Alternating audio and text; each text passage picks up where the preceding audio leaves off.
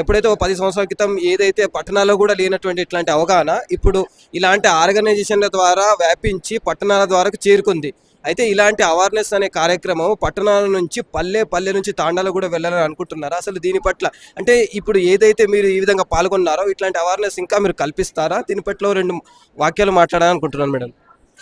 ఆహ్, ఈ కాలంలో అన్నిటికంటే ప్రాబ్లమ్ ఏమున్నదంటే పిల్లలు మా మాట వినరు అనేది పేరెంట్స్ కంప్లైంట్ చేస్తున్నారు.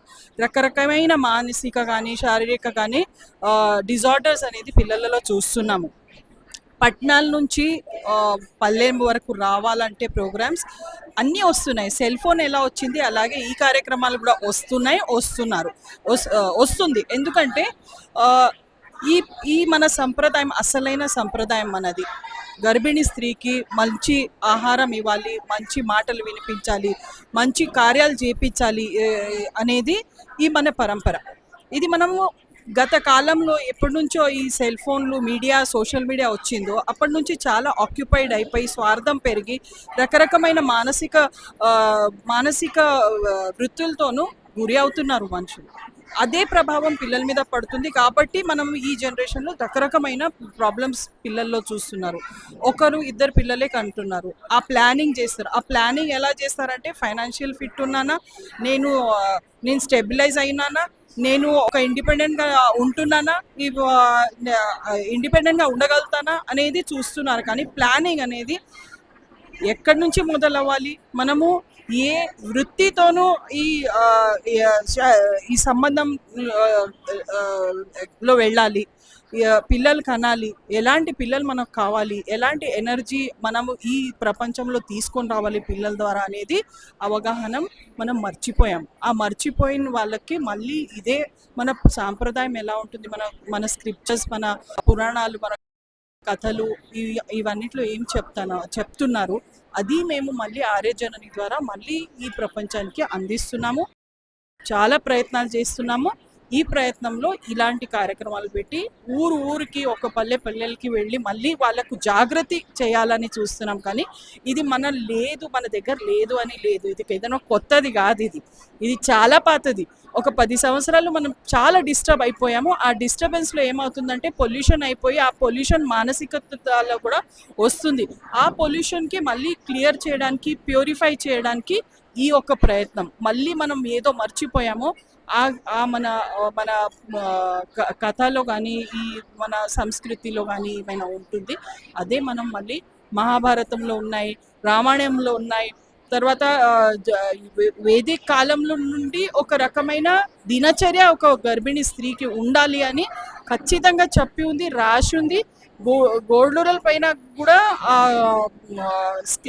అది చెక్కి ఉన్నాయి. సో ఇవన్నీ మళ్ళీ తిరిగి మేము తీసుకోవడానికి రావడానికి ప్రయత్నం చేస్తున్నాము. ఈ ప్రోగ్రామ్ 3 గంటలు 2 గంటల ప్రోగ్రామ్ చేసినప్పుడు చాలా సంతోషంగా మదర్స్ చాలా సంతోషంగా పాల్గొంటున్నారు, అది పాటిస్తున్నారు. మళ్ళీ మాకు తిరిగి ఇంకా మేమేం చేయగలుగుతాము అనేది అడుగుతున్నారు. కాబట్టి ఇది ప్రతి ఒక్క మహిళకి, ప్రతి ఒక్క గర్భిణీ స్త్రీకి వెళ్ళాలి.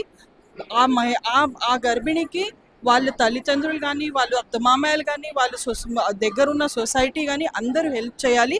అప్పుడే మనం ఈ మొత్తం ప్రపంచం మళ్ళీ ఒక మార్పు వస్తుంది.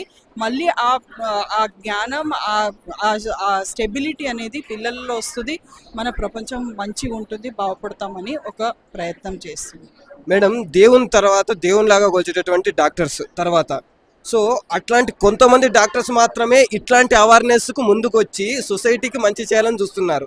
సో మిగతా వాళ్ళు ఎందుకు రావట్లేదు అంటారు? నేను అంతా నెగటివ్గా ఆలోచించనండి. ఎందుకంటే మేము ఈ ప్రోగ్రామ్ స్టార్ట్ చేసినప్పటి నుంచి చూస్తున్నాము. పీడియాట్రిషియన్స్ కానీ, గైనకాలజిస్ట్ కానీ చాలా సపోర్ట్ చేస్తున్నారు. వాళ్ళకు కూడా తెలుసు, వాళ్ళు కూడా మాకు సపోర్ట్ చేస్తున్నారు. ఆ సపోర్ట్ ఉంది కాబట్టి ఇంత పెద్ద ప్రోగ్రామ్, ఒక్క ప్రోగ్రాంలో 300 గర్భిణీ స్త్రీలు రావడం అంటే చాలా చిన్న విషయం కాదు. వస్తున్నారు, వాళ్ళు చేస్తున్నారు, వాళ్ళు హెల్ప్ చేస్తున్నారు. ఒక ప్రాబ్లం ఏముందనంటే వాళ్ళకు ఆ డాక్టర్స్ కూడా టైం లేక వాళ్ళకు కూడా ఇంత డీప్లో మన స్క్రిప్చర్స్లో ఇంత డీప్ నాలెడ్జ్ ఉంది అనేది వాళ్ళకు కూడా టైం లేకపోవచ్చు. కానీ వాళ్ళు సహకరిస్తున్నారు. మేమైతే చాలా పాజిటివ్గా తీసుకుంటాము. హెల్ప్ చేస్తున్నారు డాక్టర్స్. ఆ స్ప్రెడ్ చేయడం అనేది మా బాధ్యత.